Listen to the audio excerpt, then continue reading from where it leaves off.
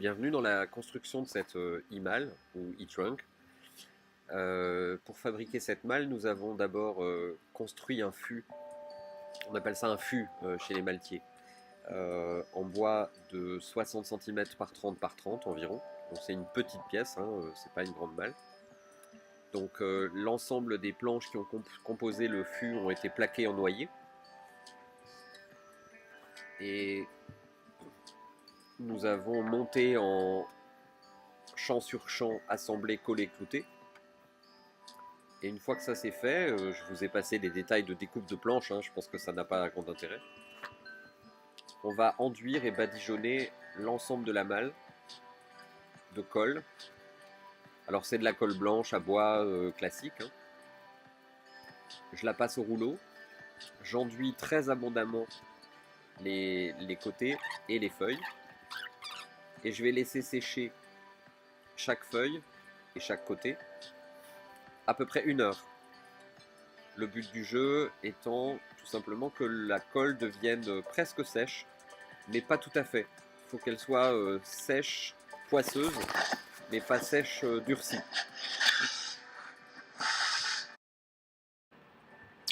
Une fois la colle sèche, on va tout simplement appliquer le plaquage sur le bois et passer un coup de fer à repasser très chaud, donc il est au maximum de sa température.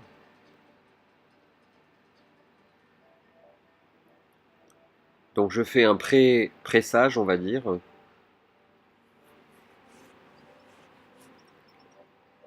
Un petit coup de fer à repasser entre deux aboiements de chien.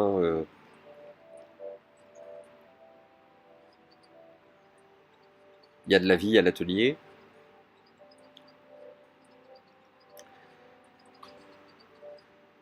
Alors pendant que je bosse, moi j'écoute en général les grosses têtes sur RTL.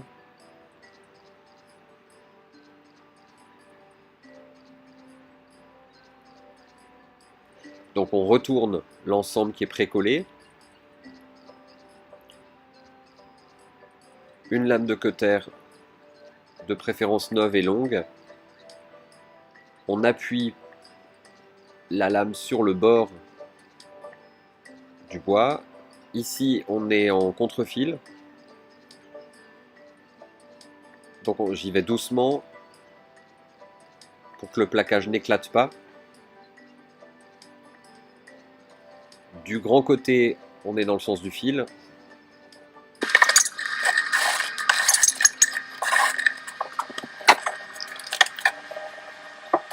Donc l'idéal est d'avoir une lame neuve. Hein.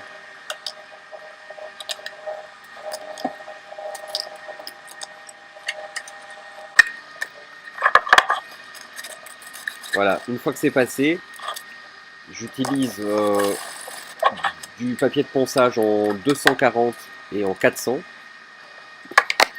Je repasse un coup de fer à repasser.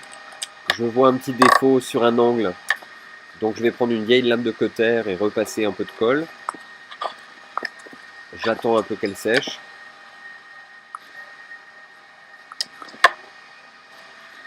Et je vais repasser par-dessus.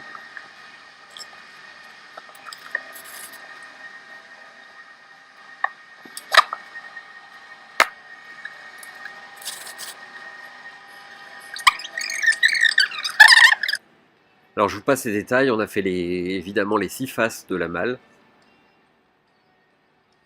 Et on repasse l'ensemble des 6 faces qu'on ponce très légèrement. Ensuite, on passe à la partie la plus délicate, c'est la découpe du fût. Ici, vous pouvez voir avec le petit trou que la lame est réglée simplement pour couper le plaquage, le bois et pas plus. Et on va passer face après face.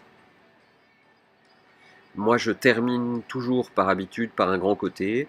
J'insère le plus souvent une latte de bois de façon à éviter que le bord vienne taper. Et une fois que le fût est découpé, on va tout simplement découper des bandes de plaquage pour faire les champs. Alors le champ de la partie fût, le champ de la partie couvercle, un petit peu de colle.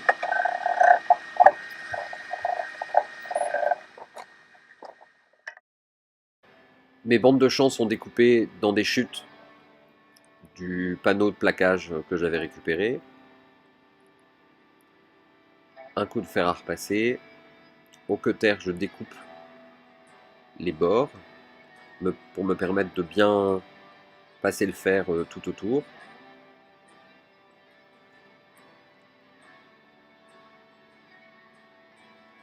J'érase le tronc. Je retourne le fût de manière à bien découper en appuyant sur le fût.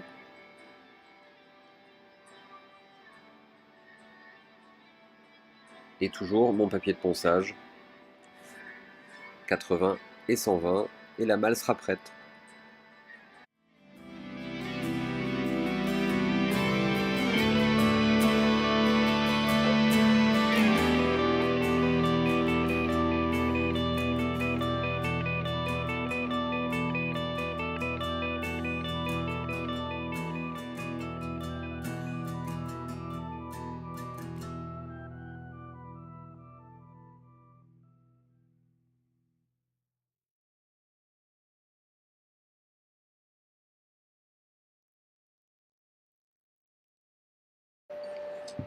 Merci d'avoir suivi cette vidéo. La seconde partie traitera en fait de l'aménagement intérieur, comment on a installé l'électricité, percé les emplacements pour baffles, installé la partie Bluetooth et fini la IMAL.